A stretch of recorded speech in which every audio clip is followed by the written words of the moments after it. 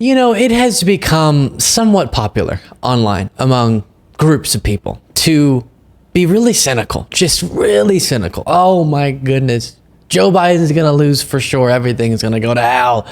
And we might as well just give up now, right? That sort of energy. And while I think we should be concerned and thus motivated to make sure that Trump loses, and so that fear of him winning motivates us to make sure that he doesn't, I don't think that sort of the world's coming to an end and Trump's going to win for sure type of energy is justified given a bunch of variables we've been talking about for some time. One of them being that if you look at Trump's political liabilities, things that will have more light shined on them in the next few months leading up to this election than normal. And the fact that people are sort of disengaged, and then as an election gets closer, they re-engage and start paying attention. And so they'll start to notice these things that right now in the polls, for example, not really reflecting because people aren't paying attention that much compared to how it will be in the next few months.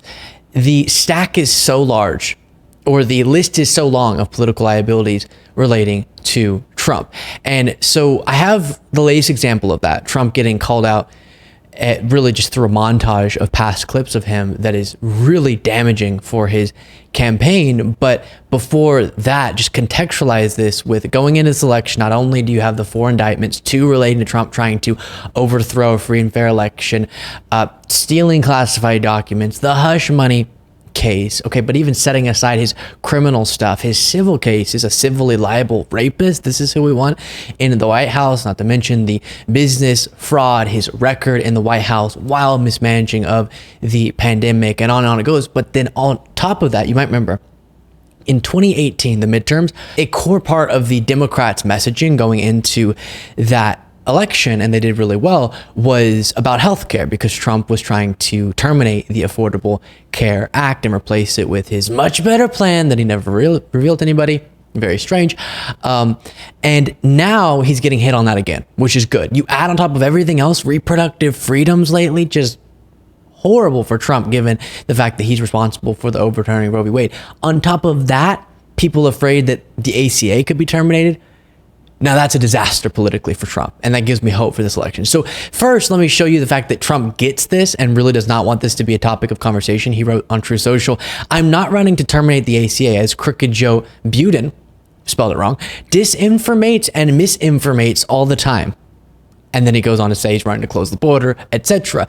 And we've addressed all those dishonest talking points before that he'll go on to get into. So we'll set that aside for this segment. But first of all, 2 words I'd never heard before because they don't exist: disinformates and misinformates, and Joe Biden's name spelled wrong. So a little hasty there with the post. But I'll remind you of a past post granted at the end of 2023, he said the cost of Obamacare is out of control. Plus, it's not good healthcare. I'm seriously looking at alternatives. We had a couple Republican senators who campaigned for 6 years against it and then raised their hands not to terminate it. It was a low point for the Republican Party, but we should never give up. So he says, never give up on trying to get rid of the ACA that has just become more popular over time, and Americans rely on that healthcare.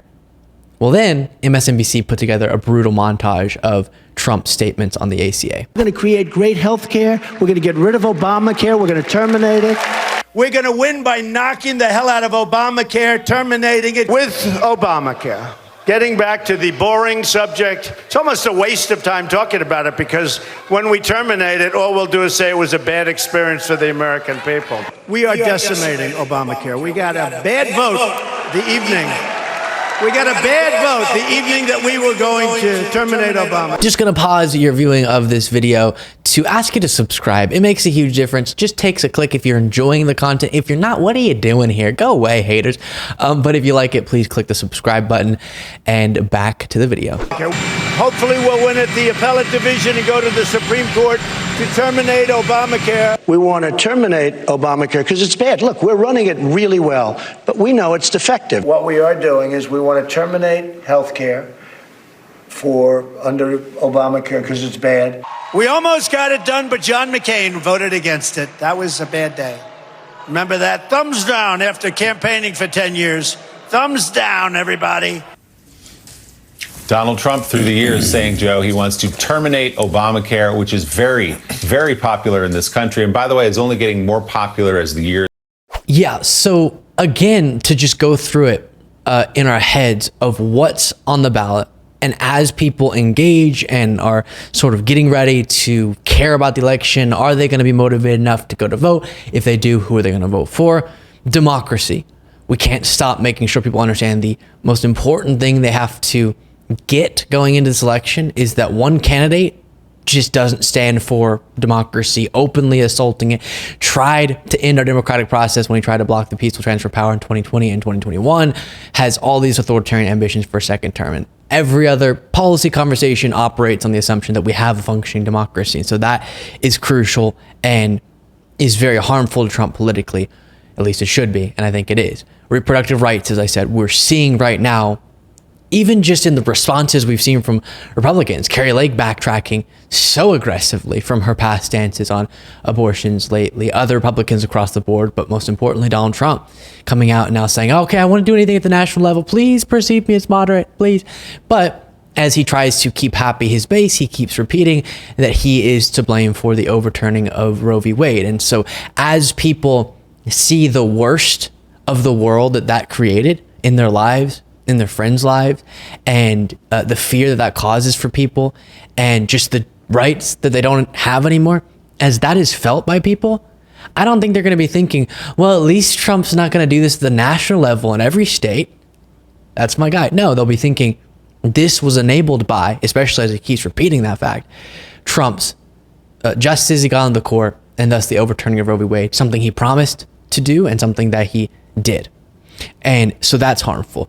Then, as we've been talking about, these two other issues that have been hurting Biden politically, helping Trump, the economy and crime, seem like they're sort of faltering for the right-wing media echo chamber and for the Republicans in their messaging, because the economy, it just keeps getting better, and there's still huge issues, and it took a lot to recover from the crisis that was caused by the pandemic and the mishandling by Donald Trump of that crisis. And so there were a lot of extra problems, extra pain present that Biden had to contend with coming into office.